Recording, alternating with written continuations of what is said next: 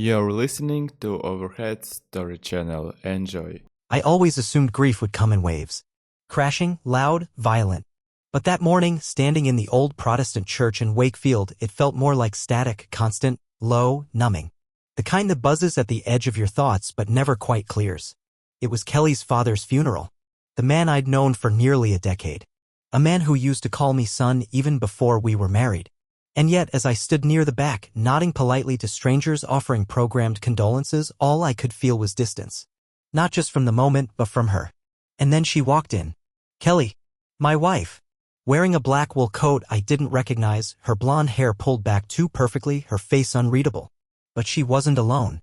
The man beside her was tall, probably my height, early 40s maybe. Not handsome in an obvious way, but sharp. Polished. His navy coat fit him like it had been tailored. A silk scarf hung around his neck, casual but deliberate. He walked a step behind her, hand gently guiding her lower back as they moved up the aisle.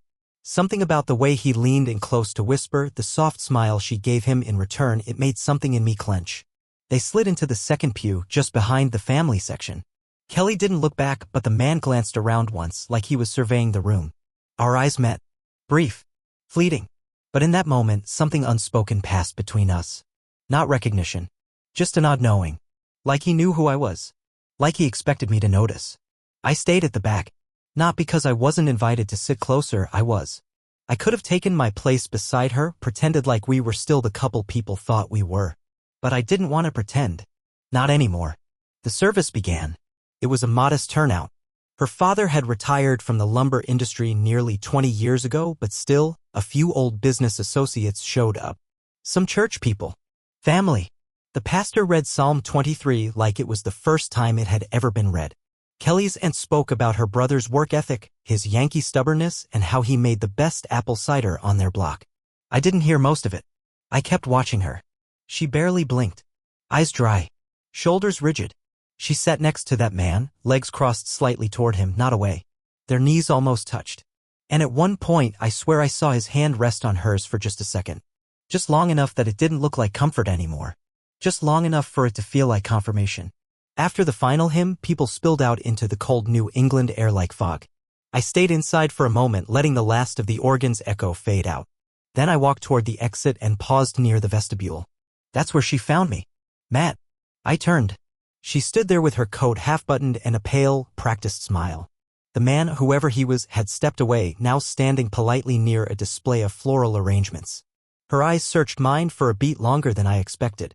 Thank you for coming, she said, her voice even. Of course, I replied. I wouldn't miss it. There was a pause. One of those long ones that says more than it should. You doing okay? I asked gently. She nodded too quickly. Tired. Understandable. I hesitated. Your friend. From work. She stiffened slightly. This is Colin. He's been helping with the estate logistics. He knew Dad, actually. From a few property deals years ago. She glanced behind her where he stood, now pretending to check his phone. I nodded, but my eyes didn't leave hers. Then I saw it. A small Berg asterisk NY smudge at the corner of her mouth. Lipstick just barely smeared beyond the edge of her lip. It wasn't a color I'd seen her wear before. Kelly always preferred neutrals, roses, peaches, the occasional soft mauve. This was bolder. Wine dark. Confident. You've got a little. I gestured subtly toward my own mouth. She wiped it instinctively with her finger, then checked her reflection in her phone. And then, just for a second, her eyes flicked toward Colin. And that's when the shift happened. You're seriously pointing out my makeup right now, she asked, her tone sharp enough to cut through the fog. I blinked. I was just. Really, Matt? At my father's funeral? You think now is the time to, what? Critique how I look. My breath caught in my throat. That's not what She scoffed, brushing past me. God. You always do this. You always find something to dig at. Her voice was low, but the venom in it was unmistakable. She stormed past without waiting for a reply, leaving the faint scent of her new perfume lingering in the air, floral, too sweet, too unfamiliar. Nothing like her. I stood there stunned. Not because of what she said, but because of what she didn't say. She didn't deny it. She didn't explain the lipstick. She didn't apologize for the tone. And I realized then that this wasn't about grief. Not really. This was something else. Something deeper. Older. Whatever connection we once had, it was fraying. Quietly. Subtly. Like an old rope at sea, chafed raw by time and salt. That night, I sat alone in the living room sipping the same whiskey I used to share with her dad when he'd visit. He liked the peaty kind. Said it reminded him of the years he worked in Maine.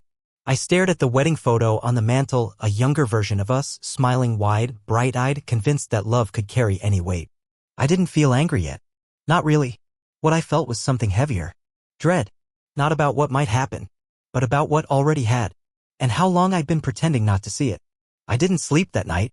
I just laid there, staring up at the ceiling. Kelly's lipstick still burned into the back of my mind like a warning flare. I kept telling myself it was nothing, that I was reading too much into a smudge and a cold shoulder. But when you're lying in the dark, silence has a way of rewinding everything you've been trying not to notice. And suddenly, all the things I had brushed off came rushing back. The little moments, the shrugged-off excuses, the quiet shifts in who we were. It hadn't always been like this. When we got married, Kelly was vibrant, magnetic, warm. She used to fall asleep curled into me like it was the only way she could exhale. Now, most nights, she turned off the lamp and rolled over without a word.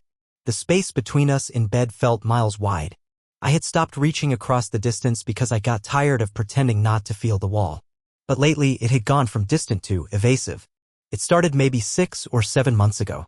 She began coming home later than usual, always with some reason that sounded plausible, but just plausible enough to pass without scrutiny. The Toronto team's on a weird schedule, I've got a late Zoom, or they needed help prepping the quarterly deck. I nodded, believed her, or told myself I did. The problem is, Kelly doesn't work in Toronto. Her firm is headquartered in Boston. Always has been. And the Toronto branch? That team is half the size and hardly ever collaborates with her department. I only remembered that because we used to joke about how she hated the remote culture and always wanted to be in the office face-to-face. She also started using this fragrance I didn't recognize. Heavier. Floral. Less her. One I never saw on her dresser. I first caught the scent on her scarf after a team dinner last winter. It clung to her skin even after she'd showered. I asked about it and she said it was a sample from a vendor gift bag. It never showed up in the bathroom. She changed her phone settings around that time too. Face down on the table, notifications silenced, new lock screen password. I noticed she flinched once when I walked past while she was texting. Not even hiding it well, just pretending it was nothing important. It all sounds minor when you list it out like that. Little things. Disconnected dots. But that night after the funeral, they stopped being dots. They started forming a line. A pattern. A timeline. I got out of bed and wandered into the living room. Poured myself another drink even though it was nearly 2 a.m. The kind of hour when the world is asleep and only your guilt and instincts keep you awake. I picked up her tablet from the side table. It hadn't been used in weeks. Or so I thought. I opened the lid and to my surprise, the screen lit up. No password. She must have forgotten to update the lock on that one. A notification banner slid across the top before the home screen fully loaded. Appointment confirmed, New England Fertility Association. The subject line stopped my breath. I tapped it open. It was a confirmation email. A consultation scheduled for 2 people, Kelly and someone named Colin Mercer. Not me. There was no mention of my name, no couple's profile, nothing linking the appointment to our medical history or insurance. Just her and him. His email address matched the surname. Mercer. Colin. The same man from the funeral. For a moment, I couldn't move. Just sat there, blinking at the screen, rereading the words, trying to make them mean something else. But they didn't. They couldn't. It got worse. A few lines down, the message referenced a joint plan to begin evaluation within the month. Priority processing due to time constraints following inheritance clause enforcement. I reread that sentence over and over. Inheritance clause. Suddenly, a conversation from weeks ago echoed in my memory. Kelly had been unusually animated, bringing up the idea of starting a family. It came out of nowhere. We'd talked about kids before, sure, but the timing was never right. Our careers, the travel, the stress. Then, out of the blue, she said, I think we should try. Now. I remember feeling caught off guard. Not because I didn't want kids, but because it felt off.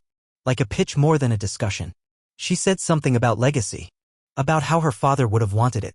I thought she meant it emotionally. I didn't realize she meant it legally. I grabbed the estate binder her father's lawyer had sent over and flipped to the sections I hadn't bothered to read closely before. In one appendix, there it was, a clause outlining a stipulation tied to Kelly's share of the family assets. She would receive the full inheritance control of the lumber properties, shares, and associated real estate if and only if she produced a direct heir within 2 years of her father's death. Otherwise, portions would revert into a trust. That changed everything. The fertility push wasn't emotional. It was financial. The man from the funeral wasn't just a friend. He was a partner. Maybe more. And I was the distraction. The temporary placeholder until things were sorted. I set the tablet down like it was on fire. For a second, I didn't feel angry. I felt foolish. Duped. Like I'd missed something huge while living under the same roof with someone who'd once memorized my favorite sandwich and could tell by my tone whether I'd had a good day or not. Now I wasn't even in the equation. Not really. She wanted a child, yes, but not with me. And the worst part? I think I already knew. Somewhere deep inside, I think I'd been avoiding the truth, hiding behind routine and comfort and silence. Hoping things would magically fix themselves, that the coldness would thaw, that she'd come back to me like nothing had changed. But she'd already left. Emotionally, if not physically. And now I had proof. It's strange how quickly clarity can turn into obsession. After that night, after seeing the fertility email and that damned clause in her father's will, I stopped trying to convince myself things would get better. The question wasn't, is she hiding something, anymore. It was, how deep does it go? I became quiet around her. Calculated. Not out of revenge or anger, but because I needed to stop walking blindly through a life that no longer made sense. She didn't seem to notice the change in me. Or maybe she did, but chose to ignore it. We barely talked anyway. She'd sit across from me at dinner scrolling through her phone, pushing pasta around her plate, mumbling things like busy week or client headache as if any of it mattered. On a random Wednesday night, after she claimed she'd be in Worcester meeting with a legal team, I got curious. Scratch that, I got reckless. We still had that old family tracking app installed. The kind meant for emergencies or road trips.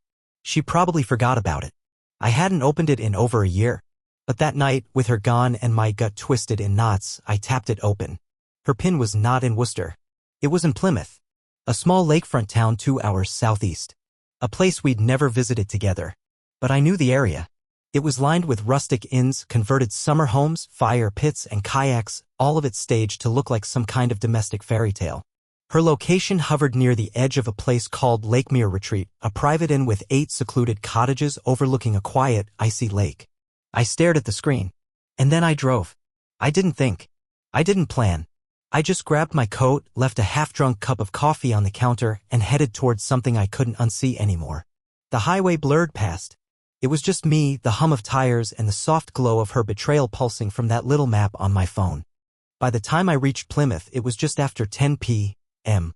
Lakemere Retreat sat back off a winding road, hidden behind a grove of pine and maple. There were no streetlights, just dim lanterns illuminating the gravel path that led to the cottages. I parked 2 blocks away, far enough not to be noticed. My breath fogged in the air as I made my way through the trees, my boots crunching over old snow and dried needles. Then I saw her. Cottage number 6. She stepped out barefoot onto the porch in a long black dress I'd never seen before. Silky. Thin straps. Something that belonged at a wine bar or a jazz club, not a legal conference. She was laughing. And not alone. Colin stood beside her, also barefoot, holding 2 wine glasses and looking like he belonged there. Like he'd done this 100 times before. His shirt was unbuttoned at the collar. Her hand was resting casually on his chest, fingers splayed like it was second nature. He leaned in, said something I couldn't hear, and she laughed again. Her head tilted the way it used to with me. That tiny mate tilt. She didn't see me. I stood hidden behind a pine just beyond the driveway, heart beating so hard I could feel it in my teeth. My breath caught as I watched her press her lips to his cheek. It wasn't rushed. It wasn't panicked. It was practiced. Familiar. There was no performance. No hesitance. This wasn't a fling. This was something woven. Something lived in. They disappeared back inside, the door closing gently behind them. I didn't move. Not right away. My phone buzzed in my pocket, an email from a client, I think, but I couldn't bring myself to check it. Everything around me felt too still. Too cruel. I stood in the cold until my hands went numb. Not from shock, but from knowing. Really knowing. Because up until that moment, there had always been that 1% of doubt, that sliver of maybe I'm wrong. Now it was gone. That night, on the long drive back, I didn't cry. I didn't scream. I didn't call her. I just stared at the road and listened to the ticking of the turn signal every time I changed lanes. It sounded like a countdown. I got home just after 1 a.m.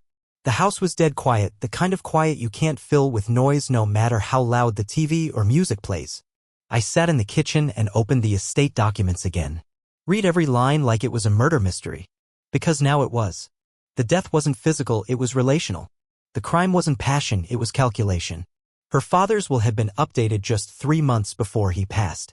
The clause about a direct heir wasn't a casual condition. It was very specific, biological descendant born within 2 years of death date. In absence of legitimate issue, 100% of inheritable assets revert to charitable trust. That wasn't normal language. It was precise. Cold. Legal. Designed to leave no room for error or deception. Why would a man add the clause so late in his life? Unless he didn't trust her. Unless he suspected something. The next morning, I didn't ask Kelly how her meeting went. I didn't ask where she stayed. I didn't even ask about the new lipstick or why her hair smelled like pine smoke and hotel shampoo. I just made coffee and watched her move around the kitchen in those familiar soft slippers, acting like nothing was broken. It was eerie. How ordinary she looked. How easy it was for her to fall back into our scripted routines.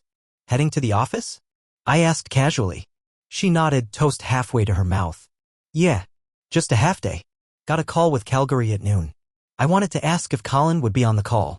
If she'd be texting him from the elevator again, sending heart emojis or stolen snaps *TS of lake mornings they were never supposed to share. But I didn't. I just smiled and said, drive safe. She kissed my cheek mechanically and walked out the door. I stood in the silence after she left, staring at the spot where she'd been. And that's when the shift happened. That's when I stopped being a bystander in my own story. Because now I had confirmation. And it wasn't just an affair. It was a strategy. I always thought the phrase reading of the will belonged to old movies, some mahogany-paneled room with anxious heirs clutching bourbon glasses while a lawyer reads from yellowed parchment. Turns out it's less dramatic than that. Fluorescent lighting, stale coffee, and uncomfortable chairs. But the weight in the air? That part was real. Palpable. Kelly sat across from me at the long table in her father's estate attorney's office. She wore a sharp gray blazer and had pulled her hair into a clean, deliberate bun.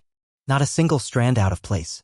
You'd never know she'd spent the previous weekend tangled up with another man at a lakeside cottage. Colin wasn't there. Legally, he had no role. But I couldn't help wondering where he was. Sitting in some car downtown? Waiting for a text? Had she told him this was the day she officially claimed everything they'd planned for? To her right sat her Aunt Judith, buttoned up, pearl necklace, mild perfume that smelled like nostalgia. To my left was nobody. I hadn't brought anyone. I didn't want support. I wanted facts. Mr. Grantham, the attorney, was in his 70s with a slow voice and heavy glasses he kept adjusting as he flipped through the document. Before we proceed, he said, I'd like to remind everyone that the most recent version of Mr. Ellery's will was reviewed and notarized 3 months before his passing. It includes addendums related to both personal and business assets. Kelly gave a small, confident nod. She had that look people wear when they already know what they're about to hear. But she didn't. Because 5 minutes later, her face cracked. As per the revised instructions, Grantham read the controlling interest in Ellery Timber Group as well as the operating rights to the manufacturing properties in Wakefield, Milford, and Crest Pond will transfer into a managed trust. Kelly sat up straighter. A trust? Yes, Grantham continued without looking up. Effective immediately. The trustee named is Matthew Hanley. The room stilled. She blinked. Wait. What? Matthew Hanley, he repeated, glancing at me. You, sir? Kelly turned to me, mouth slightly open. He made you the trustee? I didn't answer. I didn't even blink. Grantham went on. Additionally, a residential property in Watch Hill, Rhode Island, and majority shares in Timbernest Ventures, a startup affiliated through a holding company, will also transfer to Mr. Hanley as outlined in Addendum B. Judith made a small sound in her throat. Kelly didn't. She looked stunned, and for the first time in months, I saw something real crack through her mask. Not grief. Not shock. Something colder. Calculation stalling. What about the rest? She asked, her voice thinner now. Grantham turned a page. Your portion, Kelly, is substantial. It includes 2 secondary properties, liquidity from the sale of 3 parcels, and a 14% share in the non-legacy investments. However, access to your assets is conditional. Conditional on what? She snapped. A provision your father added himself, Grantham replied. It states you are to remain legally married to Matthew Hanley for a period of no less than 18 consecutive months from the date of his passing. Dead silence. If a legal separation, divorce, or extramarital relationship is initiated, substantiated, or confirmed by either party before that timeframe, your full claim, excluding heirloom items, will be transferred to the Ellery Foundation for spousal financial safeguards. Judith leaned forward. He included a marriage clause? Yes. It was his direct instruction. Kelly stared straight ahead. Her face was frozen, but her foot had started tapping underneath the table. I watched her. No rage. No satisfaction. Just stillness. It was all unfolding and I didn't have to say a word. She turned to Grantham. You said substantiated relationship. What exactly does that mean? He cleared his throat. In this context, it would include documented romantic involvement outside of the marriage, photos, witness testimony, digital correspondence, or any evidence that indicates breach of exclusivity. Her jaw clenched. He can just make that up. No, ma'am. The will is legally binding. And your father prepared it in the presence of both his legal and medical team. Kelly looked at me then. Direct. Calculating. But behind her eyes, I saw something else: fear. Not just of losing money. Of being outmaneuvered. Of being seen. I'd like a private moment with my husband, she said. Grantham nodded. Of course. We'll give you the room. Everyone filed out except us. The door clicked shut behind Judith. It was the first time we'd been alone since the lake. She didn't speak right away. Just stared at the wall, her profile sharp against the window light. Then she said, How long have you known? I let out a slow breath. Long enough. Did you follow me? I didn't need to. You left breadcrumbs like you wanted to be caught. She turned then, eyes narrowed. So what now? You're going to hold this over me? Play king of the castle while I grovel for access to what's mine. I didn't write the will, Kelly. No. But he made you the gatekeeper. And you're enjoying it. No, I said quietly. I'm just not lying to myself anymore. She paced once, then twice. Her hands curled into fists at her sides. He didn't trust me, she muttered. I said nothing. She walked to the window, then back, then froze. He was going to give it all to me. That was the plan. He always said I'd carry the legacy. Maybe that was before the lake house. Before Colin. She flinched. Before the housekeeper overheard your last conversation, I added. Her eyes *T to mine. What? Yeah, I said calmly. She heard everything. Including the part where you told him you'd make your own legacy without permission. The legal team documented it. That's why he made the change. You're bluffing. I didn't answer. She stepped closer, voice low. You really think you can leverage this? That I'll stay married just to keep the money? Doesn't matter what I think, I said. What matters is that you have to decide what staying costs you. She stared at me. And in that moment, the mask she always wore didn't just crack, it shattered. The woman I married wasn't there. Maybe she hadn't been for a long time. She turned and walked out, leaving me alone in that cold, glass-walled room. 3 days passed before I saw her again. That may not sound like much, but when someone's betrayal is still fresh, 3 days stretch like an open wound exposed to salt. I thought maybe she'd retreat to her aunt's place or take off to one of the smaller houses her father left her access to. But instead, Kelly disappeared entirely. No calls. No texts. No apology. Not even a desperate middle of the night, we need to talk. Which is why, on the 4th day, when I walked out of my office building and saw her leaning against her car across the street, immaculate, polished, and completely unbothered, I felt something between disbelief and déjà vu. Like I was stuck in a loop I didn't know how to exit. She was wearing a cream coat that looked like it had been steamed 5 minutes ago. No visible bags under her eyes. Nails freshly done. Her hair back in that same unforgiving bun that made her look like she was closing a hostile merger, not facing a marriage in ruins. I kept walking. She stepped into my path like she'd been rehearsing. Matt. I paused. Kelly, can we talk? I think we already did. Not like that, she said. Not in that office. I folded my arms. You had your chance. She sighed and looked around as if checking to see who was watching, then gestured to her car. 10 minutes. I'll drive. No drama. I shouldn't have said yes. But some part of me, maybe morbid curiosity, maybe just unfinished business, climbed into the passenger seat. She drove in silence. Not to a restaurant, not to a coffee shop. Just around the block twice before pulling into the parking garage under a quiet office complex. Then she cut the engine. I'm not here to beg, she said, turning to face me. And I'm not going to pretend like I didn't make mistakes. But we need to talk about the estate. There it was. No, us. No, I miss you. Just business. I leaned my head against the window. That's what this is about. Of course it is, she said flatly. You think I'm going to let everything fall apart because of what? A few bad decisions? I turned slowly. A few bad decisions? She held up a hand. I know. That sounds terrible. But I'm trying to be honest now, not sentimental. I laughed bitterly. You were more sentimental at the funeral. She ignored that, reached into her bag and pulled out a manila folder. This is a proposal, she said, drafted by my attorney. It's a joint management structure for the trust, mutual oversight, equal decision-making, conflict protocols. If we maintain appearances, continue to operate as a unit, there's no reason we can't both benefit. Maintain appearances. That's rich. It's survival, Matt, she said. And you know it. I flipped open the folder. Clean formatting. Indexed sections. Pages of financial models and risk mitigation clauses. You really had this ready that fast? She didn't blink. I had it ready the day after the will was read. Of course she did.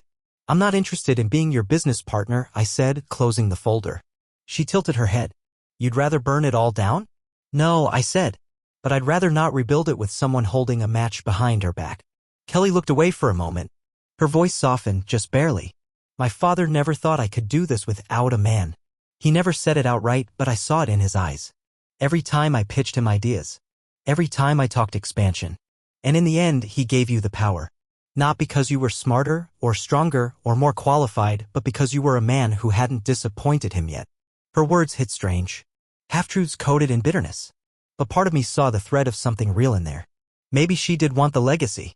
Maybe she just wanted it too badly. You disappointed him, Kelly, I said. Not because you're a woman. Because you stopped caring about the truth. A long silence stretched between us. She didn't deny it. Eventually, she reached back into her bag. Pulled out a second folder thinner than the first. This one's less legal, she said, her tone oddly measured. Letters. Statements. Documents my father kept. About me. About you. I took it. Inside were photocopies of handwritten notes. Observations. Financial memos. A draft email he'd never sent addressed to his lawyer. Each document painted a picture not just of suspicion but concern. He had seen Kelly's trajectory, her ambition sharpened into something that bled through her ethics. One note stood out. Scrawled in shaky pen. She's pushing again. Not asking pushing. Doesn't see lines anymore. I love her, but I don't trust her judgment with this empire. Not if it means burning bridges to get her way. Matt sees it, I think. He doesn't speak it, but he sees it. I read it 3 times. You think giving me these will make me trust you? I asked. No, she said. I'm giving you these because I don't want you to think I'm still hiding things. I'm not the enemy here. Not entirely. I shook my head. It's too late to split hairs. Kelly leaned back in her seat, staring at the garage wall. So what now, she asked. You keep the keys, I play house for 18 months and pretend nothing's broken? I didn't answer. You think I came back for love, she said, more to herself than me. But I came back for war. The quiet kind. The one played with pen strokes and court filings. I finally turned to her. And you think that scares me? No, she said, smiling faintly. I think it excites you. And with that, she stepped out of the car, heels clicking across the concrete. She didn't look back. Didn't slam the door. Just disappeared into the elevator like she hadn't just tried to rewrite history in a parking garage. I sat there for a long time. Then I opened the second folder again and found a final note. If you're reading this, Matt, then something's gone wrong. You have good instincts. Use them. T.